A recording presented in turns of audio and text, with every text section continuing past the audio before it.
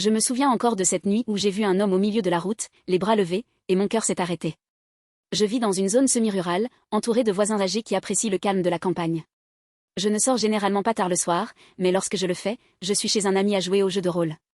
Ce soir-là, je rentrais chez moi vers 22h30 et j'avais appelé la conjointe de l'un de mes amis pour avoir quelqu'un à qui parler pendant le trajet de 30 minutes.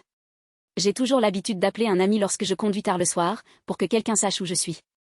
La route sur laquelle je vis est très sombre, il n'y a pas d'éclairage public, et la seule lumière vient de mes phares. J'avais abaissé ma vitesse pour ne pas éblouir d'autres conducteurs et j'avais allumé mes feux de route pour voir les animaux qui pourraient traverser la route. Mais ce soir-là, c'était différent. Alors que je tournais sur ma route et que je parlais avec mon ami, j'ai vu un homme qui marchait le long de la route, je me suis arrêtée pour voir qui c'était. Je ne l'avais jamais vu auparavant. Il portait principalement des vêtements noirs, à l'exception de ses bottes qui ressemblaient à des bottes de chantier. Il s'est retourné pour me regarder, puis a fait un geste lent pour se mettre au milieu de la route et m'a fait signe. J'ai commencé à crier et j'ai raccroché pour appeler mon père. Je lui ai dit, « Papa, il y a un homme au milieu de la route qui me fait signe. » J'étais terrifiée. Mon père m'a dit de rester calme et qu'il allait venir me chercher. Pendant que je parlais avec mon père, l'homme est resté debout, les yeux fixés sur moi, la main droite derrière le dos et la main gauche levée.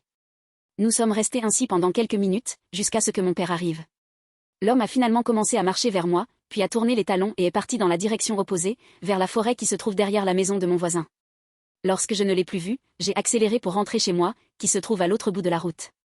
J'ai rappelé mon ami et il m'a demandé si l'homme était très grand, avec la peau blanche et vêtu de noir. J'ai été choquée de répondre oui. Mon ami m'a alors dit que sa sœur avait vécu la même chose la semaine précédente. J'ai pensé à appeler la police, mais je me suis demandé ce qu'il pourrait faire. L'homme était probablement déjà parti. La police a peut-être retrouvé des traces de pas, mais elle s'arrêtait juste devant ma fenêtre.